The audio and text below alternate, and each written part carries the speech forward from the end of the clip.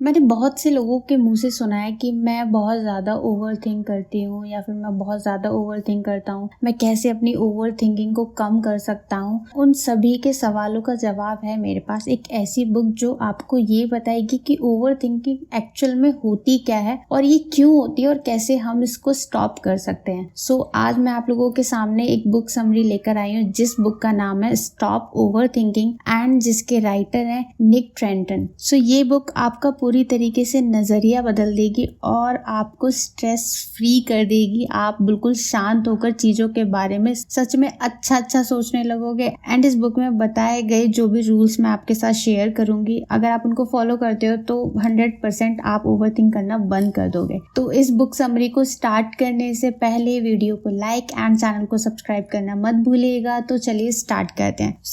Firstly हम जानते हैं कि ओवर थिंकिंग जो कब होती है। ओवर थिंकिंग तब होती है जब आप किसी चीज पर आमतौर पर किसी प्रॉब्लम या फिर किसी डिसीजन के बारे में बहुत ज्यादा अपना टाइम और अपनी एनर्जी को वेस्ट करते हो, जिससे आप अनप्रोडक्टिव और स्ट्रेसफुल हो जाते हो। ये वैसा ही है जब आप अपने दिमाग में एक ही तरह के थॉट्स दोहराते रहते हो, अलग अलग सिनेरियोज की कल्पना करते हो या इस बात की चिंता करते हो कि क्या हो सकता है। चीजों के बारे में सोचना ठीक है, लेकिन जब आप इसे बहुत ज्यादा करते हो और यह आपको तनावपूर्ण या अटका हुआ महसूस कराने लगता है, इसे ही ओवर थिंकिंग कहा जाता है। ये ऐसा है जैसे आपका दिमाग कई क्लियर और हेल्पफुल समाधान ढूंढने के बजाय इधर उधर घूम रहा है। आज इसी सॉल्यूशन को ढूंढने वाले हैं। अगर आपकी भी यही प्रॉब्लम है कि आप बहुत ज्यादा सोचते हो, तो इस बुक समरी को पढ़ने के बाद आज ये लास्ट दिन होगा कि आप ओवर थिंक करो। सो दोस्तों, हम में से बहुत लोग हैं जो ओवर थिंकर बन गए हैं, क्योंकि इससे हमें भ्रम होता है कि जिस समस्या के बारे में ज्यादा सोच रहे हैं उसके समाधान के बारे में कुछ कर रहे हैं। ऐसी सोच के साथ बहुत सारे लोगों के लिए छुटकारा पाना बहुत ही ज्यादा मुश्किल होता है। भले ही आप सही प्लान बना लें, लेकिन अगर आपकी चिंता बढ़ेगी तो आपका दिमाग ओवर थिंक करने लगता है। आपकी चिंता तो तेजी से काम करने और दिमाग को कंट्रोल करने के लिए इसकी जड़ों पर काम करना होगा। सो दोस्तों, आगे बढ़ते हैं। इस बुक का फर्स्ट चैप्टर है ओवर थिंक रोकने के तरीके। फर्स्ट रूल इज 5 4 3 2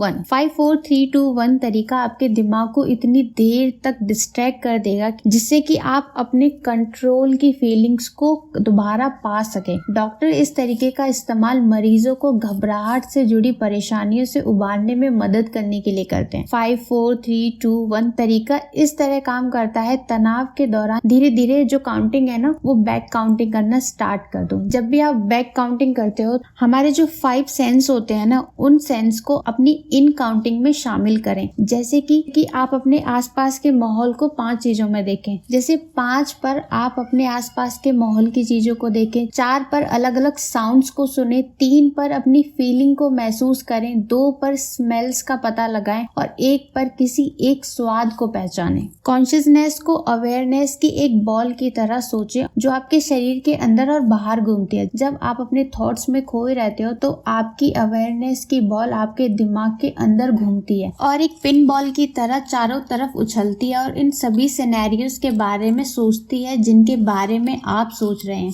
जैसे क्या होगा अगर ऐसा होता तो, क्या होगा अगर ऐसा नहीं हुआ तो, क्या होगा अगर मैंने चीजें अलग तरीके से की तो। अगर आप अपने आसपास के किसी सामान की बारीकी जैसे आपके पास एक लड़की के डेस्क की लाइंस और कलर को नोटिस करने में 1 सेकंड का समय लेते हैं, तो आपकी अवेयरनेस की बॉल आपके दिमाग को छोड़ देती है और डेस्क पर घूमने लगती है। इस तरह 5 4 3 2 1 तरीके को फॉलो करें। आप अपने स्ट्रेस को कम और कंट्रोल की अनुभूति हासिल करने के लिए अपनी अवेयरनेस की बॉल को अपने दिमाग से काफी देर तक बाहर रखते हैं। Second is counter belief experiment. Her over statement case के पीछे एक कमजोर करने वाला बिलीफ होता है। उदाहरण के लिए, अगर आपका दिमाग किसी प्रेजेंटेशन से पहले ओवरथिंक कर रहा है तो आपको ये बिलीव करना चाहिए कि आपको और तैयारी की जरूरत है। आप स्ट्रेस पैदा करने वाले मान्यताओं को चैलेंज करने के लिए यह स्टेप उठाकर उनकी ओवरथिंकिंग को बंद कर सकते हैं। जैसे कि आप अपने आप से पूछकर उन थॉट्स को क्लियर करें। सबसे पहले अपने आप से पूछें कि मुझे अपने बारे में, दूसरों के बारे में या फिर फ्यूचर के बारे में क्या बिलीव करना चाहिए। सेकेंड इज उस कमजोर थॉट को उलट कर एक प्रति विश्वास बनाएं। अगर आप मानते हैं कि मैं इस प्रेजेंटेशन के लिए तैयार नहीं हूँ तो उस पर सेल्फ बिलीव करें, मैं इस प्रेजेंटेशन के लिए अच्छी तरह से तैयार हूँ। थर्ड इज अपनी नई मान्यताओं का सपोर्ट करने के लिए सबूत देखें। इस मान्यता का समर्थन करने के लिए इससे जुड़ी अपनी पिछली परफॉर्मेंस के बारे में सोचें। जब आप खुद पर सेल्फ बिलीव का सपोर्ट करने के लिए सबूत ढूंढते हैं तो आप अपने कोर बिलीफ पर डाउट करना शुरू कर देते हैं, जो आपके स्ट्रेस को कम करता है और आपके अत्यधिक सोच वाले दिमाग को शांत करने लगता है। जब आप किसी पर ट्रस्ट करने के लिए सबूत ढूंढते हो तो अपने कोर बिलीफ पर डाउट करना शुरू कर देते हो, जो आपकी स्ट्रेस को कम करता है और आपके अत्यधिक सोच और आपकी ओवर थिंकिंग वाले दिमाग को शांत करता है। And next chapter is worry suspension. Author बोलते हैं कि जब वो स्ट्रेस से घिरे हुए होते हैं और काम पर ध्यान देना या किसी करीबी के साथ अपने समय को एंजॉय करना मुश्किल लगता है तो वो अपना फोन उठाते हैं, साइड बटन दबाते हैं और कहते हैं, हे गूगल असिस्टेंट, आज रात 8 बजे के लिए मेरी अपॉइंटमेंट फिक्स कर दो। आमतौर पर जब रात के 8 बजते हैं तब तक वे भूल जाते हैं कि किस बारे में चिंता कर रहे थे। ज्यादातर टाइम में ना हमें सिर्फ अपनी स्ट्रेस को एक्सेप्ट करना होता है। अगर आपको स्ट्रेस ही लेना है तो उसके लिए ना एक टाइम बना लो कि मैं इस टाइम पर करूंगा, और जो आपका स्ट्रेस है ना इसको एक्सेप्ट करना स्टार्ट कर दो और उस टाइम की एक छोटी सी लिमिट तक करो ताकि ये दिन के और बाकी टाइम को बर्बाद ना करे। स्ट्रेस को टालना, एंजाइटी साइकिल को रोकना, ये बहुत ही सीधा सा सिंपल सा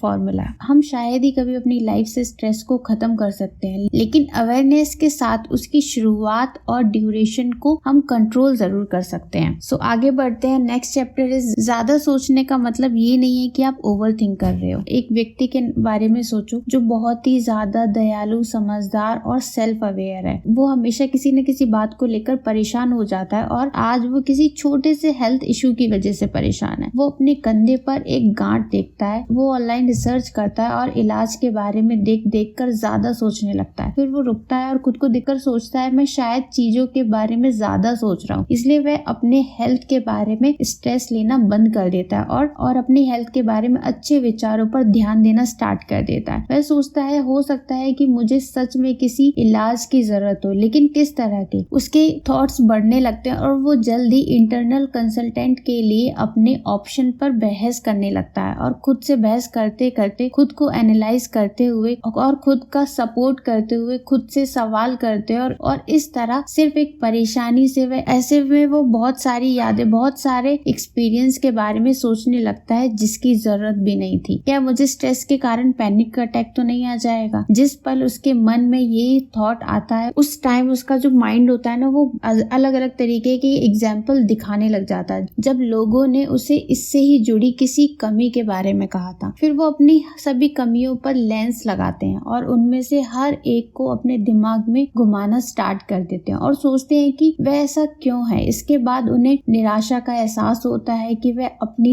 हेल्थ को ठीक करने के लिए अच्छी तरीके के डिसीजन नहीं ले रहे हैं और वो फिर से तुरंत सैड हो जाते हैं, सेल्फ टॉकिंग के तूफान में डूब जाते हैं और वह खुद से बार बार कहते हैं कि ऐसा हमेशा मेरे साथ ही क्यों होता है। आप देख पा रहे होंगे कि यह मेंटल स्ट्रगल कहाँ से शुरू हुआ था। इसकी स्टार्ट सिर्फ इससे हुई थी कि उनके कंधे पर एक छोटी सी गांठ है। ज्यादातर लोग इसी तरीके के स्ट्रेस भरी दुनिया में रहते हैं। ये ज्यादातर तब होता है जब आपके थॉट्स पर आपका कंट्रोल नहीं होता। लाइफ और अपने आप को एंडलेस एनालिसिस का रिजल्ट आमतौर पर अनवांटेड, अनस्टॉपेबल और सेल्फ डिफेंडिंग होता है। आमतौर पर जो हमारा माइंड है ना वो हमारी समस्याओं को सुलझाने और चीजों को ज्यादा क्लियर समझाने में हेल्प करता है, लेकिन ज्यादातर सोचने से इसका उल्टा भी हो जाता है। जैसे कि ओवर थिंकिंग खुद बढ़ती जाती है जिससे बेकार के ख्याल आने लगते हैं। चाहे इसे आप चिंता की वजह पैशन कहें, लेकिन ओवर थिंकिंग किसी भी तरह से हमारी मदद नहीं करती। ओवर थिंकिंग खुद बढ़ती जाती है जिससे बेकार के ख्याल आने लगते हैं। यहाँ पर मैं आपके सामने कुछ क्वेश्चंस रखूंगी जिससे आप पता लगा सकते हो कि आप ओवर थिंक कर रहे हो कि नहीं। पहला, क्या अक्सर अपने विचारों के बारे में आप पल पल सोचते हो? अपने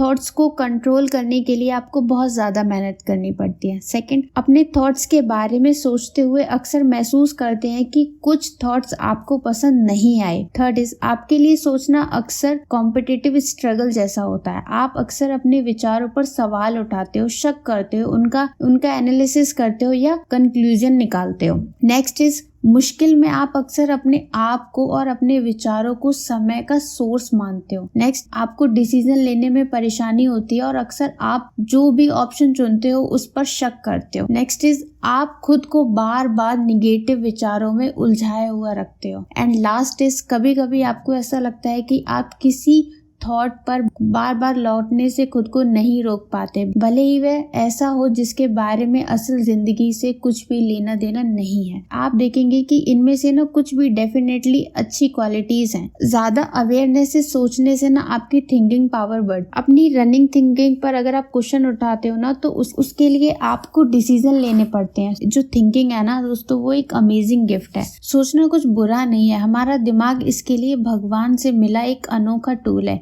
लेकिन जब हम जरूरत से ज्यादा सोचते हैं ना तो यही पावर हमारी सबसे बड़ी वीकनेस बन जाती है। इसीलिए हम सभी के सोचने का और एनालिसिस करने का सबका अलग अलग तरीका होता है, लेकिन जिस पहलू पर हमारा सबसे ज्यादा कंट्रोल है वह यह है कि हम अपने अनुभवों को कैसे एनालिसिस करते हैं और कैसे आगे बढ़ते हैं। आप भी अपने दिमाग को अपनी साइड कर सकते और चीजों को अलग ढंग से देखने और लगातार स्ट्रेस का विरोध करने के लिए तैयार कर सकते हैं। सो दोस्तों, आज की बुक समरी इतनी, एंड आई होप आपको ये बुक समरी अच्छी लगी होगी। जैसी भी लगी हो मुझे नीचे कमेंट करके जरूर बताइएगा। सो आज के लिए इतना ही, and bye and see you in my next one.